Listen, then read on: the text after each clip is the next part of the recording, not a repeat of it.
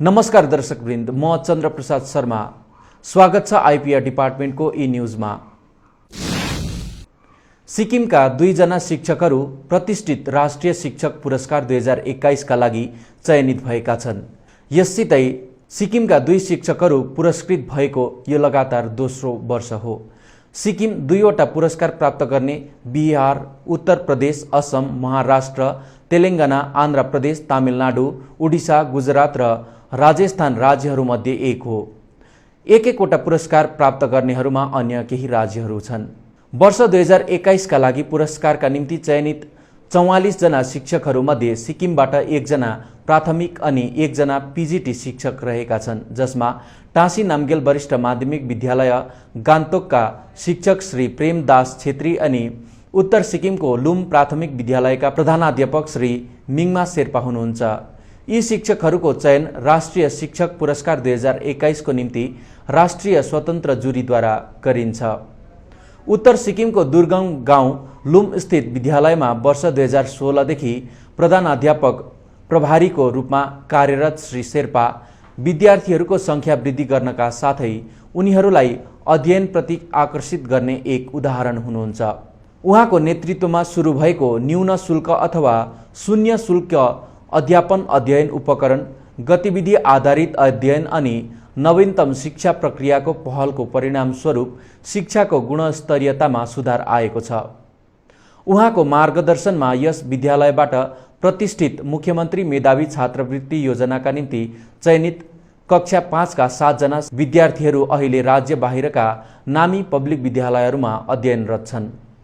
यसरी नै अर्का शिक्षक श्री छेत्रीले आफ्ना विद्यार्थीहरूलाई विज्ञान तथा नवाचारको क्षेत्रमा विभिन्न राष्ट्रिय तथा अन्तर्राष्ट्रिय स्तरमा मार्गदर्शन गर्नुभएको छ। उहाँले वर्ष 2017 मा नवाचार प्रतियोगितामा राष्ट्रिय स्तरमा दोस्रो स्थान प्राप्त गर्नुभएको थियो भने वर्ष 2018 मा प्रौद्योगिकी तथा नवाचार माथिको भाइब्रेन्ट गुजरात समिटमा राज्यलाई प्रतिनिधित्व गरिसक्नु भएको छ। श्री छेत्री सिक्किमका आर्थिक रूपमा कमजोर वर्गका विद्यार्थीहरूलाई निशुल्क विन्टर कोचिङ गराएर उदाहरण प्रस्तुत गर्नुहुने एक शिक्षक हुनुहुन्छ। वर्तमान कोभिड-19 महामारीको समयमा पनि फिजिक्स विषयमा राज्यका सबै विद्यार्थीहरूका लागि अनलाइन कक्षा सञ्चालन गर्नुभएका श्री छेत्रीले सिक्किमको सबै वरिष्ठ माध्यमिक विद्यालयका लागि अनलाइन भर्ना प्रणाली तयार पार्नुभएको छ।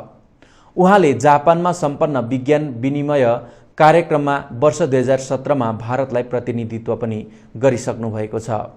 यस सम्मानको निम्ति चयनित शिक्षकद्वयलाई मुख्यमन्त्री श्री प्रेमसिंह तामाङले बधाई दिनुभएको छ। आफ्नो आधिकारिक फेसबुक पेज मार्फत गरिएको पोस्टमा शुभकामना व्यक्त गर्दै मुख्यमन्त्रीले उहाँहरूले युवा विद्यार्थीहरूलाई निरन्तर रूपमा प्रेरित गर्नका साथै मार्गदर्शन दिने अनि राज्यको शिक्षा क्षेत्रलाई धेरै उचाइसम्म पुर्याउनमा योगदान पुर्याउने कुरामाथि विश्वास व्यक्त गर्नुभएको छ। उहाँले शिक्षकद्वयको सुखद भविष्यको कामना पनि गर्नुभएको छ।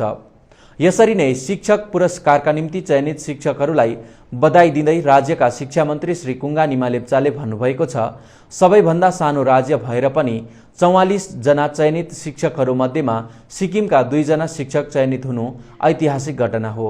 उहाँले अघि भन्नुभएको छ, शिक्षाको क्षेत्रमा हाम्रा यी 2 शिक्षकहरूले स्थापित गरेको उदाहरणलाई हामी सबैले पछ्याउनुपर्छ। शिक्षा विभागका अतिरिक्त मुख्य सचिव श्री जीपी उपाध्यायले पनि शिक्षकद्वयलाई बधाई एवं शुभकामना दिनुभएको छ। पशुपालन तथा पशु चिकित्सा सेवा विभाग तथा state bank of India SBI तथा वर्धमान आधारित डोयन इन्टरप्राइज माझ एउटा छोटो सभाबीच रेनबो रोस्टर पोल्ट्री फार्मलाई लिएर सम्झौता पत्रमा हस्ताक्षर भएको छ। मन्त्री श्री लोकनाथ शर्माले टासीलिङ सचिवालय स्थित उहाँको चेम्बरमा सम्पन्न सभाको अध्यक्षता गर्नुभएको थियो। सभामा विभागीय सचिव डाक्टर साङ्गे डी भोटियाको विशेष उपस्थिति रहेको थियो।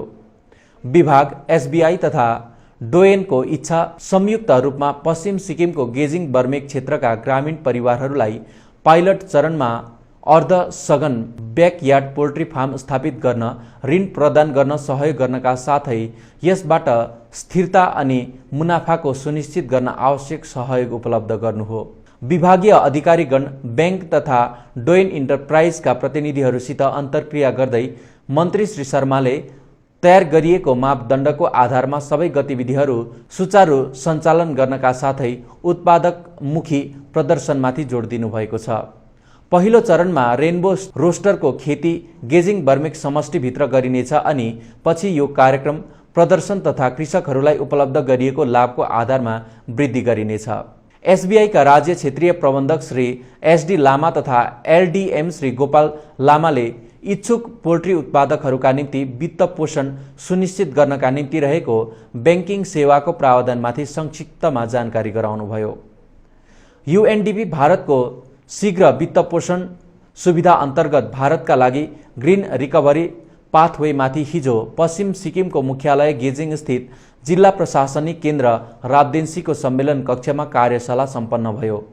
पश्चिमका जिल्लापाल श्री कर्मा आर बन्पोको अध्यक्षतामा सम्पन्न कार्यशालामा संयुक्त राष्ट्र विकास कार्यक्रम यूएनडीपीद्वारा सिक्किम सरकारसितको समन्वयमा भारतका लागि ग्रिन रिकभरी पाथवे हरित अनि टिकाउ कोभिड-19 रिकभरीको दिशामा परिवर्तन कालको सिक्किममा सुरुवात गरियो। यस अन्तर क्षेत्रीय परियोजनाको लक्ष्य महिला, युवा तथा किनारीकृत समुदायका लागि समावेशी मार्ग निर्माणका साथै सुगम बनाएर कोभिड-19 को सामाजिक तथा आर्थिक प्रभाव कम गर्न हरित रिकभरी रणनीतिको विकास गर्नु हो। सभालाई सम्बोधन गर्दै जिल्लापालले भन्नुभयो, बितेको लगभग 1.5 वर्षदेखि महामारीका कारण अधिकांश मानिसहरूले आफ्नो जीविकोपार्जन गुमाइसकेका छन्, जसलाई पुनर्जीवित गर्नका निम्ति यस परियोजनामा नयाँ विचार देखिनका साथै उचित पहल पनि हो। उहाँले योक्सम महकुमा अन्तर्गतका स्थानहरूमा प्रशासन तथा अग्रिम पंक्तिका कर्मचारीहरूलाई सुदृढ गर्न पाइलट परियोजनाको सुझाव राख्नुभयो। श्री बन्पोले परियोजना संरक्षणका लागि नीति तथा मानक परिचालन प्रक्रिया अथवा एसओपी तयार पार्ने पनि सुझाव राख्नुभएको छ। जिल्लापालले सबै लाइन विभागलाई यूएनडीपी को विद्यमान गतिविधिसित समन्वय राखेर काम गर्ने निर्देश दिनुभयो। यस जिल्लामा एउटा स्वास्थ्य पहलको विकासमाथि सुझाव राख्दै जिल्लापाल श्री बन्पोले योक्सम प्राथमिक स्वास्थ्य केन्द्रमा स्वास्थ्य सुविधाका लागि सौर्यकरण अथवा सोलराइजेसन गर्ने सुझाव पनि राख्नुभयो। जिल्लामा टिकाउ पर्यटन तथा पर्या उद्यमीशीलताको विकासमाथि आवश्यक समन्वयको निर्देश दिनुभयो। पशु प्राणीको स्वास्थ्यमाथि जोड दिँदै जिल्लापालले परियोजनाको सहज कार्यान्वयनका लागि पशुपालन तथा वन विभागसित प्रशिक्षण सुरु गर्ने आग्रह पनि गर्नुभयो।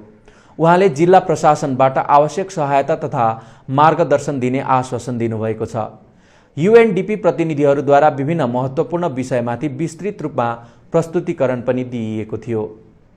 एकल विकलाङ्गता प्रमाणपत्र अथवा यूडीआईडी का लागि सामाजिक न्याय एवं कल्याण विभागद्वारा स्वास्थ्य तथा परिवार कल्याण विभागसितको सहयोगमा हिजो गेजिङको सामुदायिक हलमा जागरुकता तथा नामाङ्कन कार्यक्रम आयोजन गरियो। सामाजिक न्याय विभागका संयुक्त सचिव श्री अविनाश राईले विकलाङ्गहरूका लागि राष्ट्रिय डेटाबेस सिर्जना गर्नका साथै उनीहरूलाई एकल विकलाङ्गता प्रमाणपत्र जारी गर्ने उद्देश्यले राष्ट्रव्यापी परियोजना कार्यान्वित गरिएको उपस्थित सहभागीहरूलाई संक्षिप्तमा जानकारी गराउनुभयो। अन्य समाचारका साथ पुनः उपस्थित हुनेछौँ। तबसम्मलाई बिदा दिनुहोस्। नमस्कार।